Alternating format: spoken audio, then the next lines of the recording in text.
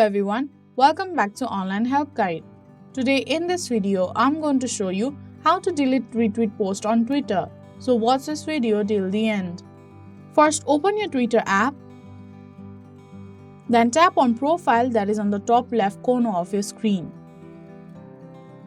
Now tap on Profile. Suppose this is the post I want to delete retweet. Simply tap on the third icon. A pop-up will appear. Tap on Undo Retweet. So that is how you delete retweet post on Twitter. Thank you for watching Online Help Guide. Hope this video was helpful. If it was, then hit the like button and comment down if you have any questions or feedback.